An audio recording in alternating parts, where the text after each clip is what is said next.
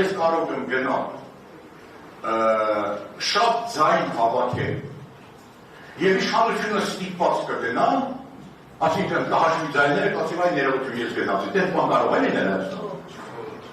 Եթե տենց բան լինի, դա նշանակում է նրանք, ովքեր ենթադրում են այդպիսի բան, իրանց ենթադրության մեջ, ուրեմն Նիկոլը բարոյական եւ բարձր մակարդակի մարդ է, աննախ բոլոր իշխանությունները։ Բայց այդպես է, ուրեմն այդ ճանապարհ անիմաց։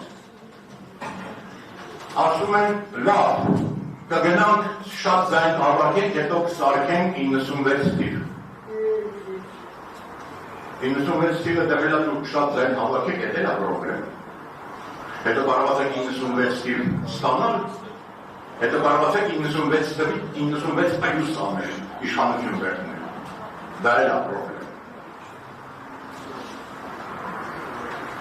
Երբեմն օրինակ է բերում Գյումրի օրինակը, որ տեսեք Գյումրիում փաստորեն մենք երեք տարբեր շարասյունով, հետո ոչ իշխանական քաղաք կա։ Ազգային ժողովի ընտրությունները դրան նման չեն գիտում։ Դա ծուղակ է, Գյումրին ծուղակ է։ Ազգային ժողովի ընտրությունները իշխանությունների համար լինելու են կյանքի և մահի պայքար։ Եվ իրանք կարեն ամեն ինչ, այն ինչ որ չարեցին Գյումրիում։ Դա կյանքի և մահի հարց է, իշխանություն կորցնելու հարց է, փող կորցնելու հարցն է, ամեն ինչ կորցնելու հարցն է, այդտեղ իրանք գնալու են մինչև վերջ։ Եվ պլյուս եվրոպական որոշ ուժերեր կան, որ իրանք համար Հայաստանի այս թույլ լինել, այս վիճակ լինելը մենակ Ռուսաստանի դեպքերի մեսելիկա առանձնապես ձայն չեն անում։ Ուրեմն պետք է լինի ճակատ, այդ ճակատը կարող է գնալ ընտրությունների, ընտրությունները լավ ձեր կարող են լինել իշխանություն փոխելու, բայց այն դեպքում եթե դա մի ճակատ է, երկու տարբերակ է, կամ այդ միասնական ճակատը միասնական տեխնատու է դնում, որին ես չեմ տեսնում, Հայաստանում գոյություն չունի մարդ, որի շուրջ ամբողջ ժողովուրդ համախմբվի։ Չկա դες մարդ։ Կառաջանակ պայքարի ժամանակ չեք իմանում։ Հիմա այդպիսի մարդ չկա։ Կարելի է իսկապես միասնական ճակատով գնալ ընտրություններին, 2-3 մասի բաժանվել, մտնել ընտրություններ, բայց ընտրությունների ավարտելուց հետո չկանգնել, որտեղ հաստատ հաղթելու են։